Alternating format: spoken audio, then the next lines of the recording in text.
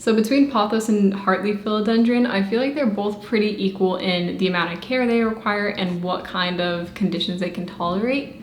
I know pothos is always considered one of the easiest plants and all that, but honestly, Heartleaf is just as easy as pothos. And it's luckily one of the quickest growing plants that I have, so I do need to propagate some bits of it, and I wanted to share with you guys just how easy it is to propagate a Heartleaf Philodendron.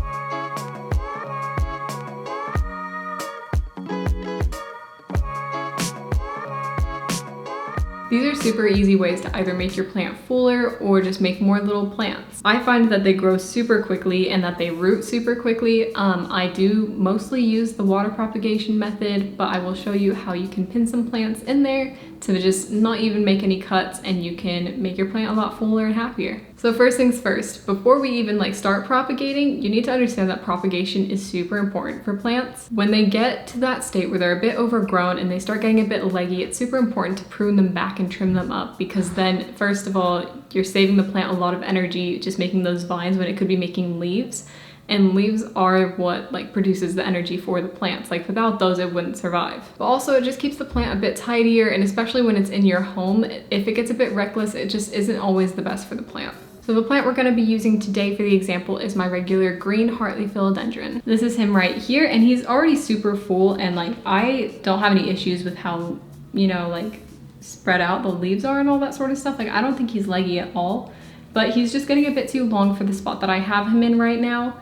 And I don't want him to start getting tangled up with all the plants that I have underneath him. So I need to chop a bit of length off down here at the bottom. So first we'll just cover the anatomy of what we look for in propagations and what we have to kind of do in order to make sure we can get successful propagations.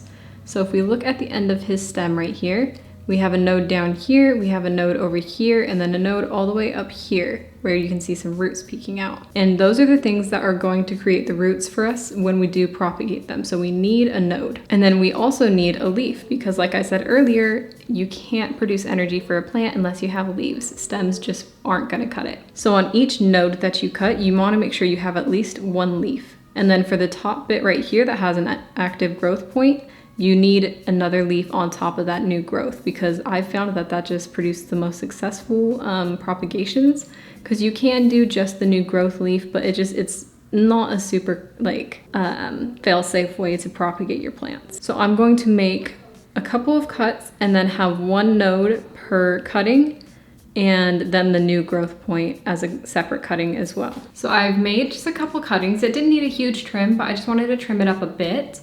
And so what we have is we have the topmost cutting with the new growth point. And as you can see, we have that leaf I was talking about. We have the node right here, and then we have the stem as well. And so we're going to stick this in water, so just the node is covered, and we don't want to cover it so much that the leaf gets submerged as well, but just the node is going to be covered in water. And then I have these two separate cuttings, and it just has the one leaf on it, and then it has the node down here followed by some of the stem. I will probably cut that a bit closer in. But I just barely made the cut, so I haven't done that yet. So we already have some aerial roots coming out of this node down here, and some roots will grow from that, and then other roots will just grow completely new out of that node. So this one, we're just gonna stick it in water up to about here. So the entire node is covered, and then just some of the stem from the leaf is covered, and then that leaf will get enough energy to create new roots. So I have a jar of some cuttings of some other philodendron that I've propagated. I don't know how long ago. I'm terrible with timelines. I probably should have documented when I put these in the water, but it was at least a couple weeks ago. Might have been a month, but at least a couple weeks. So if you can see in here, we have these long roots coming from this neon heartleaf up here.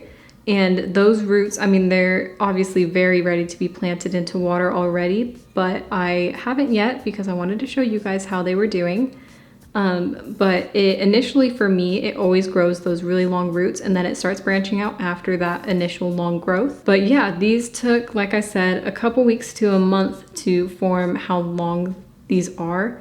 And I have some other cuttings in there that have already started growing a little bit, but once they start growing, they really do start taking off. So it doesn't take very long for them to root and start growing. And then if you wait long enough, they will start putting out new growth on the cuttings themselves. even when they are in water. So it's really just something that you don't have to wait a super long time for, and you can get new plants before you even pot them into soil. And for the other method of propagation, you don't have to make any cuts, you don't have to mess around with a glass of water or anything like that. It's just as easy as sticking one of the nodes or multiple nodes into the soil. So here at the top of this pot, we have quite a bit of empty space back here that I can stick some nodes into.